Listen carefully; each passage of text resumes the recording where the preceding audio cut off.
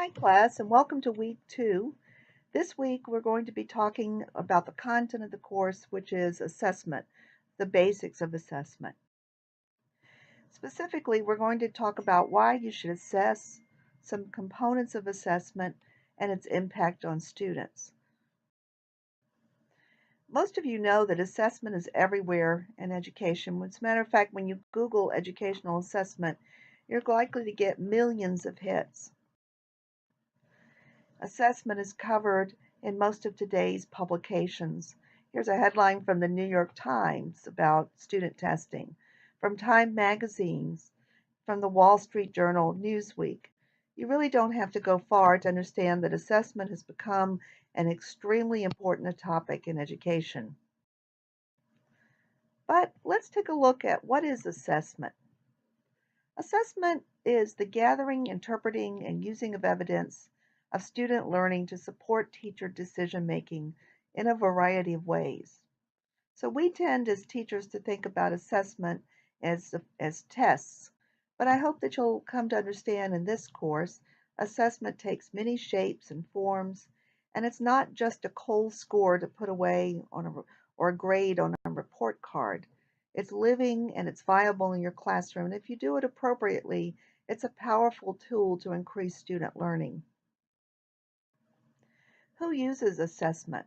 Well, it's used at different levels, all the way to national and state policymakers who look at the results of large standardized assessments to inform policy nationwide. It's used by district and school administrators, such as your superintendent and principal, to make decisions such as what curriculum should we be following. It's used by you, obviously, and that's going to be the main focus. How do teachers use assessment in their classroom? But it's also used by parents to help understand where their children are in terms of their learning. Students can even be brought into the assessment loop as they learn their own strengths and weaknesses. But let's talk some more about how you will use classroom assessment when you are a teacher. You could use it for a number of things. For example, you could use assessments to diagnose students' abilities and learning, to monitor their efforts, to understand their motivation, to assign grades, to document learning, to provide feedback to parents, but most importantly, improve your instruction. Assessment is an important tool of what we've come in the field to call data literacy, or understanding where our students are and where our field is by collecting data or information on learning. In terms of how you implement classroom assessment, you really need to start thinking about it in 4 stages. You need to think about what is the purpose of the assessment. And there could be many different purposes. You could be trying to understand students' and knowledge before you begin a unit of instruction. You could be trying to document the learning after instruction, for example. You could be trying to assess student motivation. So there are many different purposes. You need to think about how will you measure their learning? What tools will you use? Will you use observation? Will you use tests?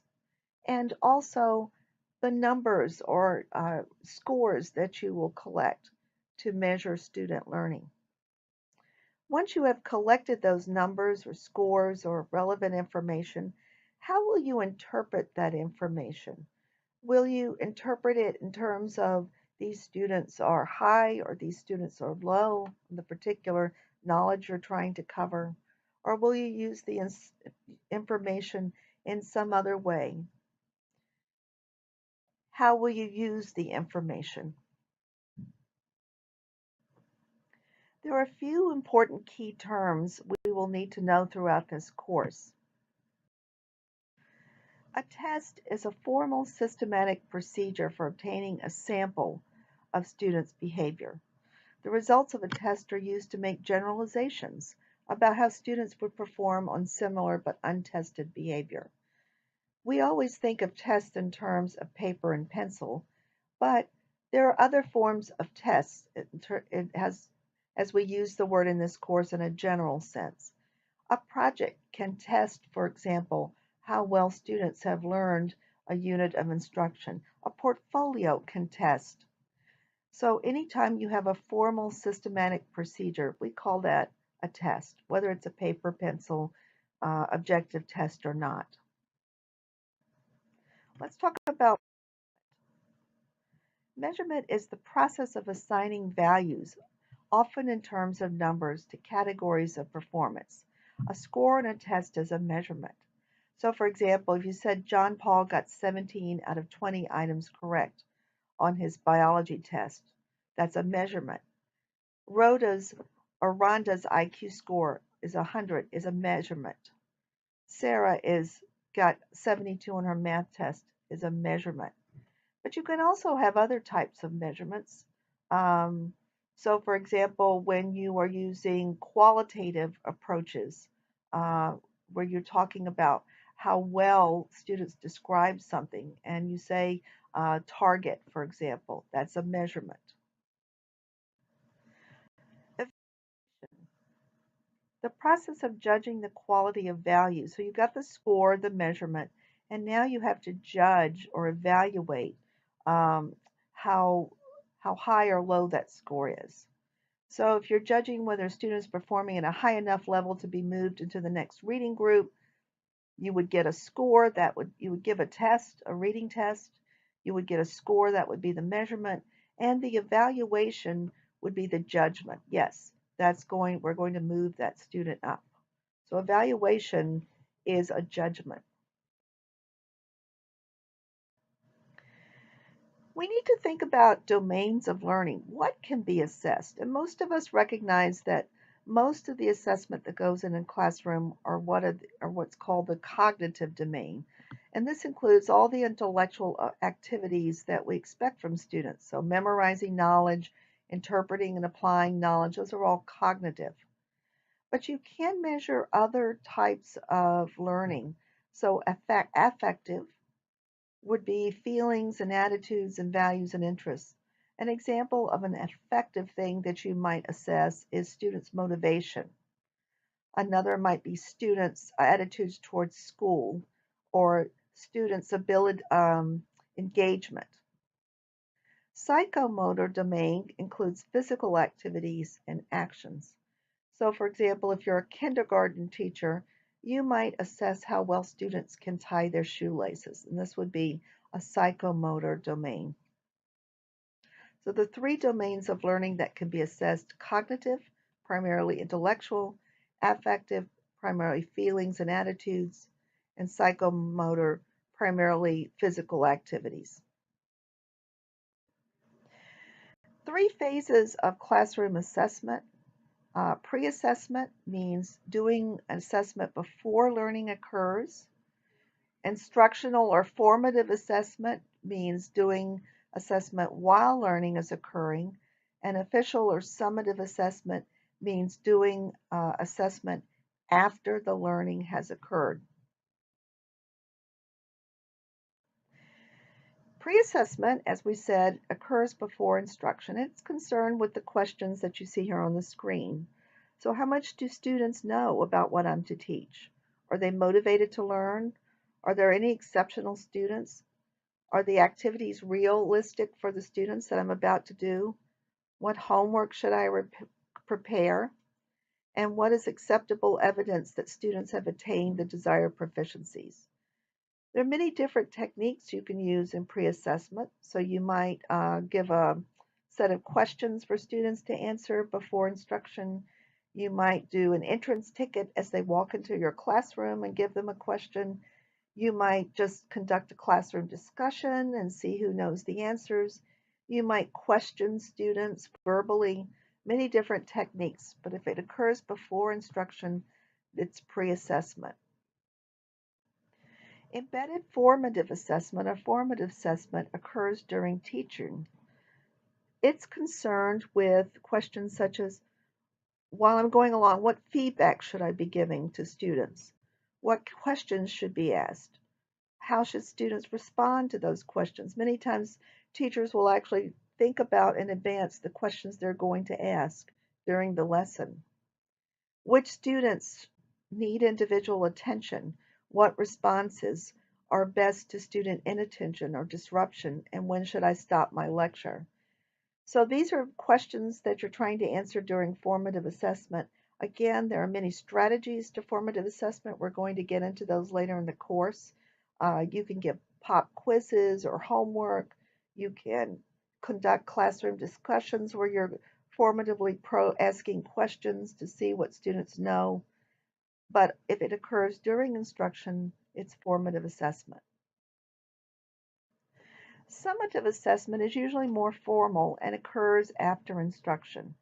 It's concerned with questions such as how well have students mastered the material?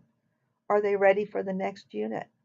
What grades should they receive? What comments should I make to parents? And how should I change my instruction either going forward in this group or maybe for next year when I'm reteaching this lesson? So summative assessment, as we'll learn, can have a formative component to it, but it's primarily directed at documenting how well students learned. You need to think about students' views of assessment, and here we know from the research that not all students fear assessment, some actually look forward to it, and it's primarily affected by what we call trait and state characteristics. So what are those? So a trait characteristic is relatively stable. So you might think of trait characteristics as how confident a person is, um, how efficacious they believe themselves to be, or how effective at learning something. A state characteristic, on the other hand, fluctuates often with subjects and perceptions of how hard the assessment is. So a student might be relatively confident in his ability to complete math, and that's a trait characteristic, but maybe you hit a very difficult unit on algebra, and all of a sudden you see that a student's confidence waver because they perceive that the subject is very hard. So both of these characteristics, trait and state, influence how students feel about assessment. They affect motivation, they affect effort, they affect anxiety, and they affect student expectations. And your textbook has a fairly good explanation of how all this fits together. What can you do as a teacher? It's obvious that you cannot forego assessment. So you're going to have to learn to teach students to deal with assessment in a relatively straightforward and helpful way. So one thing you can do is to understand your students' traits and states. Which ones are confident, how, which ones are motivated, as well as how students perceive the level of difficulty or challenge and how they rise to that or how they fear that and are anxious about it. The research suggests that if we stress assessment relevance and value to the classroom and to the students, students do better. If you say, oh, this is a really difficult test, I'm sorry you have to take this test, that's going to serve to um, uh, lower students' motivation to do well on the assessment and also make them more anxious. But if you prepare them by saying, this is material which we've covered and which you should have a good understanding of. I'm here to help you if you have any questions, and I'm also here to challenge you. Many students will rise to that. You should use a variety of moderately challenging, untimed, relatively short assessments. So instead of just putting all your eggs in one basket and doing something big at the end of instruction, research suggests that if we do a lot of different types of assessments, homeworks, pop quizzes, assignments, etc., we're more likely um, to encourage students to view assessments as ongoing and not all high stakes. You should involve your students in assessment. So, for example, posting your learning objectives and targets, which we're going to be learning about next week in the room, Um, I used to, when I was doing preparation for assessment, I had students come up with their own questions. What did they think would be on the test? And that seemed to alleviate their anxieties.